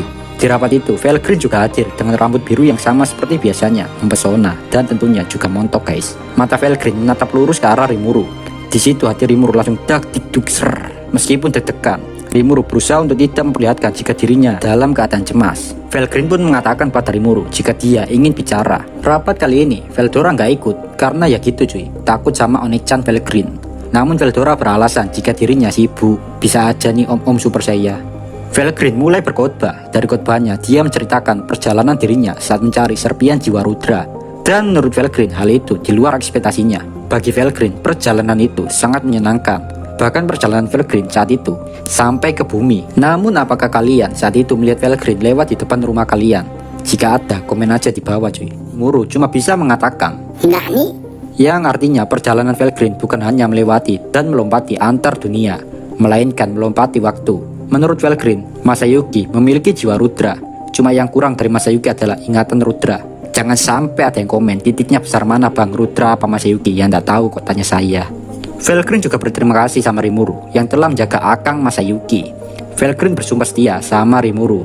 Namun jika Rimuru membelot dan mengkhianati kepercayaan Masayuki, maka Velgreen akan melawan dan menjadi musuh yang nyata bagi Tempest. Di situ perasaan gugup di dalam hati Rimuru seketika hilang saat Velgreen berterima kasih padanya. Namun tiba-tiba ada laporan jika Raja Gazel ke Tempest tanpa pemberitahuan, dan di situ Raja Gazel membawa 5 orang bersamanya. Rimuru pun menghampiri Gazel yang ada di luar. Rimuru di situ didampingi Sion dan Diablo untuk bertemu Gazel. Di situ Gazel nanya apakah Rimuru akan bekerja sama dengan kekaisaran dengan niat menyerang Dragon. Ya maklumlah cuy, sebagai raja dia khawatir jika tiba-tiba Rimuru membelot. Kan gak ada yang tahu, apalagi bahwa Rimuru saja udah bagaikan mimpi buruk bagi setiap negara manapun. Rimuru menenangkan Gazel dengan mengatakan jika dia tidak mungkin melakukan hal tersebut karena Rimuru akan tetap bekerja sama dengan Dragon untuk seterusnya. Di situ Gazel nggak percaya gitu aja. Dia minta laporan detail kerjasama apa saja antara Rimuru dengan kekaisaran, dan harus dijelaskan secara jelas ke negara-negara barat. Ya benar juga sih cuy pemikiran si Gazel ini. Biar orang-orang bangsa barat juga nggak naruh rasa curiga sama Tempest. Waktu menunjukkan pukul 10 siang dan Sion mengajak Rimuru untuk meneruskan rapat. Gazel dan para bawahannya pun akhirnya mengikuti rapat itu. Dalam ruangan tersebut bentuk meja seperti huruf C. Rimuru duduk di sebelah utara. Di belakangnya ada Diablo dan Sion. Masayuki dan Velgreen ada di sebelah timur. Di belakangnya ada Jiu dan Bonnie, karena tugasnya adalah mengawal Masayuki. Di selatan ada Chalgoryo dan Minut. Dan Gazel duduk di sebelah barat dalam meja tersebut. Karena meja itu kan bentuknya C, otomatis tengahnya kan bolong. Di situ Testarossa sebagai pembawa acara membuka rapat kembali. Semua orang pandangannya melihat Testarossa. Di situ Testarossa menceritakan tentang Rudra yang diambil alih oleh skillnya dan kekalahan Velgreen oleh Rimuru. Di situ Gazel ingin menyela ucapan Testarossa, namun Testarossa emosi dengan mengatakan, "Tunggu aku menyelesaikan ucapanku." Namun Rimuru memberikan kesempatan Gazel untuk bicara. Sontak Gazel mengatakan, sebenarnya ini tidak sopan di depan Lord Velgreen.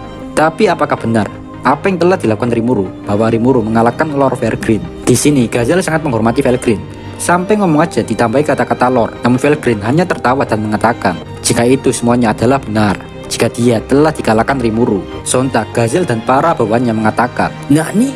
Bahkan para bawahan Rimuru juga kaget. Cuma Diablo saja yang tertawa sinis dengan mengatakan, "Sion, apa kau tak melihatnya? Itu sungguh terlalu." Melihat pertarungan Rimuru serasa membuatku jadi makhluk yang paling beruntung. Para bawahan Rimuru kesal dengan Diablo, terutama Sion yang ada di sebelahnya. Rimuru juga menjelaskan tentang Mikael, namun Gazel masih nggak percaya jika ada skill gila yang dapat mendominasi. Rimuru juga menjelaskan tentang apa itu manas, tapi Rimuru nggak cerita apapun tentang Ciel di situ. Saat tahu kehebatan manas dari skill ultimate, Sion berpikiran jika dia juga pengen punya skill ultimate juga. Rimuru di situ menceritakan jika tujuan Mikael adalah membangkitkan Veldanava.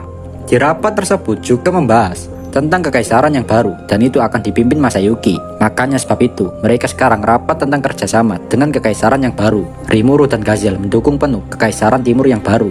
Kini Masayuki yang ingin hidup santuy gak akan bisa melakukan hal tersebut karena hari-hari yang berat akan menunggu Masayuki. Setelah banyak diskusi, Masayuki telah diputuskan akan menjadi kaisar yang baru. Rapat pun selesai dan Rimuru menyiapkan makanan yang sangat mantap untuk para tamu. Sore harinya masih ada rapat cuy, dan kini pembahasan tentang bagaimana membangun kerjasama antar negara agar berjalan baik dan lancar. Namun masalahnya di sini ada pada Mikhail dan Velway. Di situ juga ada yang nanya apakah Rimuru bisa menang dari musuh. Rimuru cuma bisa jawab, Rimuru akan sekuat tenaga mengalahkan musuh sampai titik darah penghabisan. Velgrin di situ juga segan dengan Rimuru. Bahkan awalnya Velgrin tidak mengira jika dirinya bisa dikalahkan oleh seekor Slam. Velgrin pun kini yakin jika Rimuru bisa mengalahkan musuh siapapun, meskipun itu adalah kakaknya sendiri yaitu Velzad. Velgrin mengatakan agar tidak menganggap remeh musuh kali ini, karena musuh kali ini adalah anak buah Veldanava, dan tentunya kekuatannya nggak ngotak cuy. Velgrin mengatakan saat penyerangan labirin ternyata para musuh menggunakan tubuh paralel yang lemah. Jadi bisa dibayangkan jika tubuh klon aja kekuatannya segitu, bagaimana dengan yang asli? Ciel juga mengatakan kepada Rimuru jika kekuatan Velgrin emang agak nggak ngotak, dimana kekuatannya bisa membunuh Cornu yang asli saat menghadapi Cornu dengan keberadaan paralel. Meskipun Milim gak akan diserang oleh musuh karena Milim adalah kesayangan Veldanava, Rimuru tetap keras kepala memberikan informasi terkini kepada Milim supaya Milim juga selalu waspada jika semuanya di luar ekspektasi. Rapat pun selesai dan Republik Tempest mengadakan pesta lagi. Pokoknya pesta terus. Di dalam pesta, Gazel mengobrol dengan Rimuru. Gazel sedikit bingung gimana cara dia menjelaskan ke negara lain tentang evolusi para bawahan Rimuru, terutama menjelaskan kepada Elmesia. Namun Rimuru mengatakan untuk urusan Elmesia itu bukan masalah besar, karena Rimuru sudah bilang sendiri sama Elmesia. Calgurio dan Gazel nggak nyangka jika Rimuru bisa sedekat itu dengan Elmesia. Padahal Elmesia adalah orang yang paling sulit untuk didekati. Tepat esok hari, Gazel dan para bawahannya balik ke negara mereka. Rimuru juga udah menyiapkan segala macam hal untuk memulangkan Calgurio dan orang-orang kekaisaran lainnya. Di situ Rimuru masih memikirkan dan menerka-nerka gimana pergerakan orang-orang di organisasi Octagram. Nggak lama Rimuru mendapatkan panggilan dari Gi. Gi mengatakan, bisakah kau mendengarku? Walpurgis akan diadakan sekarang. Meskipun ini mendadak, semuanya harus hadir ganti. Ramirez kaget saat tahu informasi tersebut dari Gi. Ramirez mengatakan sangat jarang sekali Gi menjadi tuan rumah dalam acara Walpurgis sejak 1000 tahun yang lalu. Saat Gi bergerak duluan, itu menandakan ada masalah yang sangat serius. Rimuru pun memutuskan untuk membawa Diablo dan Sion dalam acara Walpurgis kali ini. Saat Rimuru menunggu jemputan, tiba-tiba muncul seseorang dari atas langit, dan itu adalah Rain dengan tubuh penuh luka. Melihat Rain dalam keadaan seperti itu, Rimuru memiliki firasat buruk tentang apa yang akan terjadi jauh di masa lalu, sebelum penciptaan bumi dan langit. Tepatnya waktu Veldanava menciptakan 7 Primordial Angel dari roh cahaya. Di satu sisi, di situ juga tercipta 7 primordial dengan roh kegelapan. Pada saat itu, ada seseorang yang memiliki kekuatan yang sangat nggak ngotak, dan dia disebut perwujudan dari kegelapan. Mereka tinggal di dunia bawah. Dia merupakan raja yang arogan, yang memimpin para iblis. Bahkan dia juga menganggap jika primordial lain ada di bawahnya. Pada waktu itu, ada 2 iblis primordial yang menentang dirinya. Namun pada akhirnya mereka berdua berhasil dikalahkan. Pada saat itu dia tahu satu hal, iblis primordial tidak bisa lenyap selamanya dari permukaan dunia. Namun saat iblis primordial inti jantungnya dihancurkan, maka mereka akan otomatis bangkit kembali menjadi bawahan dari si pemenang. Dan 2 iblis primordial yang menyerang raja arogan yang memimpin para iblis kini menjadi bawahannya. Namun suatu ketika raja arogan itu dipanggil ke dunia. Waktu dia dipanggil ke dunia Isekai Kintil, kekuatannya hanya setara Jenderal Iblis ketika ada di dunia Isekai Kintil. Di situ, dia sempat bingung dengan perubahan dunia barunya, dan baginya ini sangat merepotkan karena bergerak tanpa bentuk fisik. Saat kemunculannya, ada seorang penyihir yang memanggilnya. Penyihir itu tidak tahu jika dia sedang berbicara dengan siapa saat ini. Dengan nada yang sangat tidak enak didengar kuping, penyihir itu semena-mena menyuruh iblis yang baru dipanggilnya. Penyihir itu mengatakan, kau telah menjadi pelayanku, cepat turuti perintahku. Penyihir itu memerintahkan iblis yang baru dia panggil untuk menghabisi musuhnya. Iblis itu tidak bisa menolak karena dia terkekang oleh sihir penyihir yang memanggilnya. Waktu iblis itu dipanggil, di negara itu sedang ada perang, dan dari ceritanya, perang itu udah selama 100 tahun berlangsung. Iblis itu pun tanpa pikir panjang menuruti permintaan penyihir tersebut. Iblis itu menggunakan satu mantra, yaitu sihir terlarang, sekaligus sihir tingkat nuklir yang bernama Blessing of the Dead, yang diajarkan oleh penyihir pemanggilnya tadi. Dengan satu serangan dari iblis tersebut, satu kota dengan kepadatan penduduk sebesar 1 juta jiwa langsung lenyap. Setelah itu, iblis tersebut merasakan kantuk yang luar biasa. Rasa kantuk itu disebabkan karena dia telah bangkit menjadi True Demon Lord pertama di dunia. Setelah mendapatkan kekuatan yang amat besar, iblis itu kembali ke negara yang telah memanggilnya. Nama negara itu adalah Kota Kekaisaran Sihir Super. Di sana iblis itu membantai para manusia yang terlihat di matanya. Dari pembantaian itu, banyak orang yang berteriak, "Kia!" Suara teriakan putus asa itu membuat iblis itu pun berpikir jika namanya adalah Gi. Pada hari itu, tepatnya puluhan ribu tahun yang lalu, negara terbesar dalam sejarah umat manusia dilenyapkan dalam sekejap. Waktu itu, Gi memanggil iblis primordial yang telah kalah darinya, yang kini menjadi bawahnya, yaitu iblis primordial biru dan hijau. Kedua iblis primordial itu berlutut di depan Gi.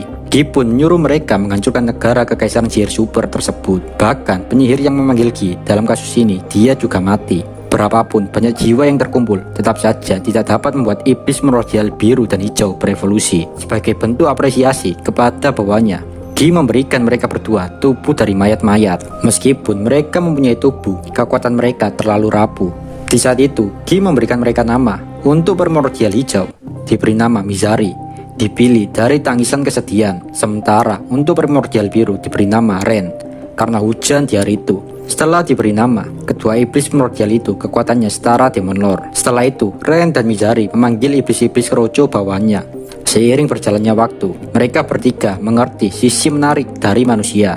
Meskipun manusia rapuh, ada banyak keterampilan yang membuat cara pandang mereka berubah, seperti memasak, bermain musik, dan lain-lain, yang amat berguna untuk menghibur tuannya, yaitu Gi.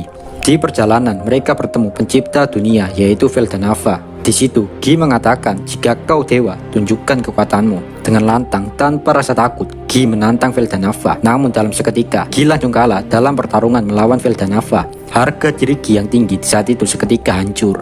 Di situ, Gi mengatakan, "Bunuh aku, makhluk agung. Aku bangga telah kalah darimu."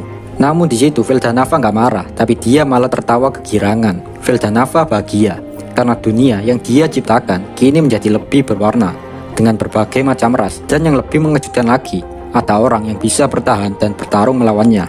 Di situ, dengan nada sedih, Veldanava mengatakan jika dunia yang dia ciptakan suatu saat akan hancur karena perbuatan dan ambisi manusia sendiri yang terlalu serakah terhadap dunia ini. Namun Gi heran, kan Veldanava dewa, harusnya bisa nyegah lah. Namun Veldanava mengatakan jika dirinya telah melepas kemahatauan miliknya, karena bagi Veldanava, hidup serba tahu itu sangat membosankan. Di situ, Gi nyeletuk dan berkata, "Aku tidak membenci dunia ini. Biarkan aku membantumu." Veldanava pun menganggukkan kepalanya dan menjadikan Gi sebagai moderator yang bertugas mengawasi dunia. Veldanava di situ mengatakan, "Pergilah jelajahi dunia seperti sebelumnya. Bangunlah benteng untuk menjadi raja dan beritahu manusia jika masih ada ancaman yang nyata di dunia ini." Gi membalas ucapan Veldanava, "Oke, kalau begitu, aku akan memainkan peran menjadi Demon Lord agar manusia tidak punya waktu lagi untuk bertarung." Gi pun mengambil peran untuk menjadi Demon Lord bagi umat manusia sebagai ancaman yang nyata yang dapat mengontrol dunia. Veldanava tersenyum dan mengatakan, "Ayo kita lakukan yang terbaik bersama temanku." Gi juga menjawab, "Biarkan aku bersenang-senang." Sejak hari itu, Gi dan Veldanava pun menjadi teman. Seperti yang dia janjikan, Gi mulai memainkan peran menjadi Demon Lord, dan orang-orang di dunia Isekai Kintil juga mulai ketakutan dengan adanya teror dari Gi.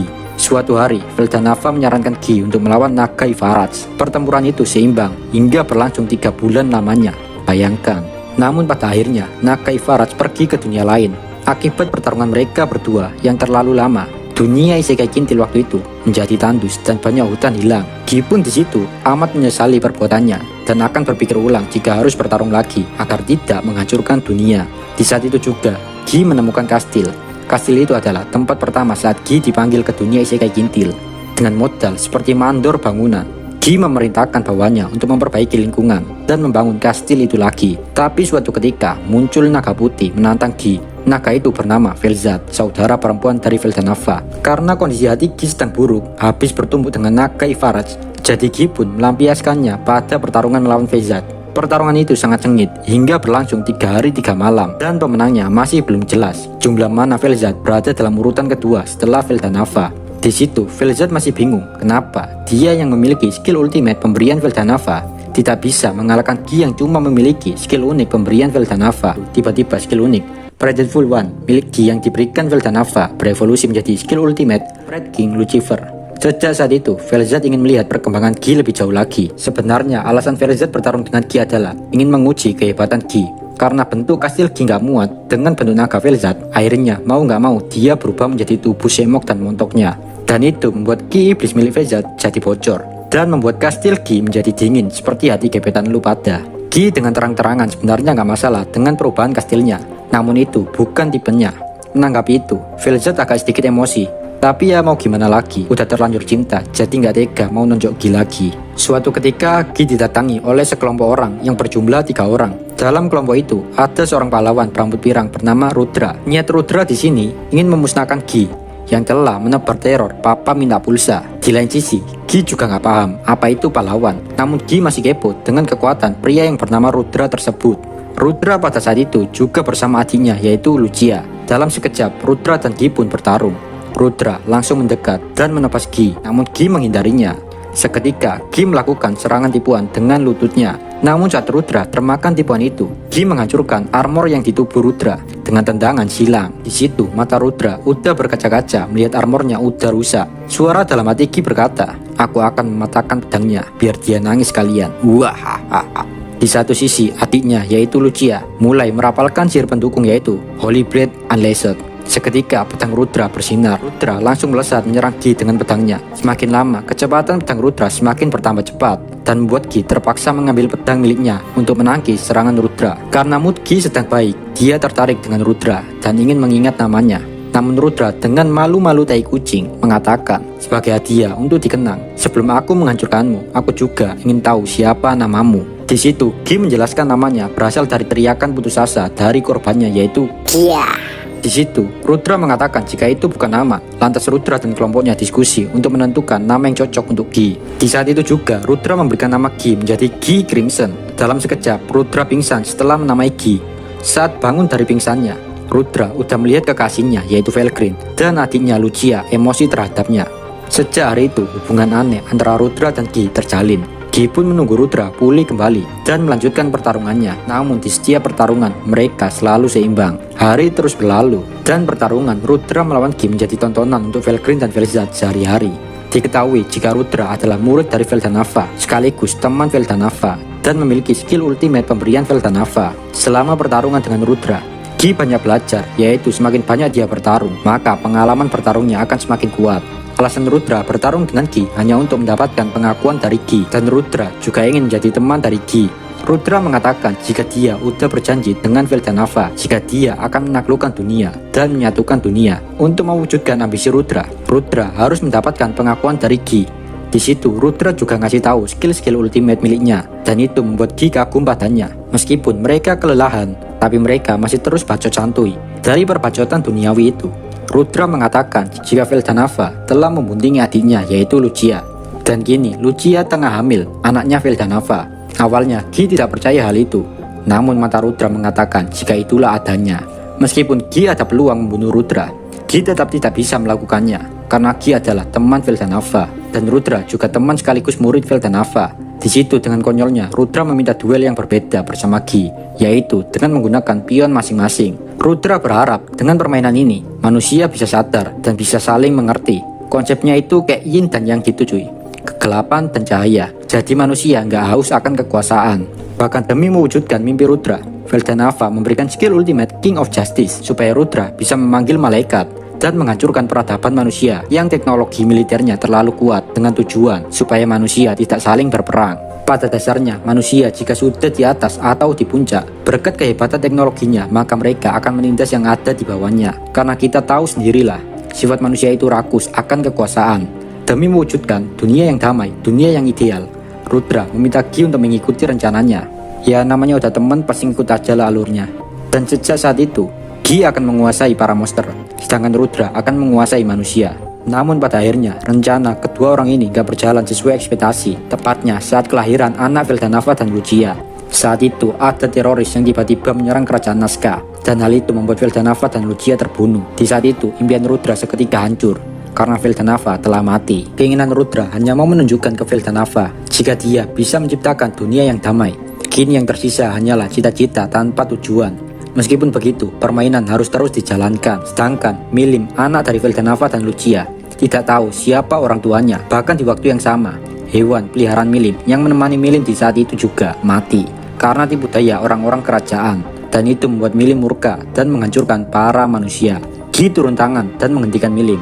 Di situ Gi nanya ke Rudra, apakah game yang telah mereka berdua buat harus dilanjutkan atau enggak. Namun di situ Rudra keras kepala dengan mengatakan, jika aku berhenti sampai di sini, semua pengorbanan akan sia-sia. Aku sebagai kaisar, tugasku untuk tidak berhenti di tengah jalan. Ribuan tahun telah berlalu dan perang antara Rudra dan Gi masih berjalan. Tapi tetap saja dunia yang damai yang diinginkan Rudra tidak pernah terwujud. Yang malah terjadi kini, Rudra nggak bisa mempertahankan kekuatan miliknya dan terus melakukan reinkarnasi. Kini sifat Rudra juga menjadi berubah, semakin dingin, semakin kejam, tidak bermoral, dan cuma fokus ingin menang serta kehilangan jati dirinya. Dan di masa yang sekarang, Gi percaya dengan seseorang yang menjadi pionnya, yaitu Rimuru. Gi sebenarnya bisa mengakhiri ini semua, tapi sampai akhir, Gi ingin percaya dengan temannya untuk meneruskan permainan konyol ini. Tidak ada kepahitan, tidak ada penyesalan, hanya duka dari seorang teman terbaik. Tanpa sadar, Gi meneteskan air matanya ketika temannya harus menghilang. Gi berharap jika semua yang terjadi memanglah yang terbaik untuk Rudra. Pertandingan antara Rudra dan Gi selama ribuan tahun akhirnya telah berakhir. Dan kini pertempuran para iblis Tenma dinyalakan.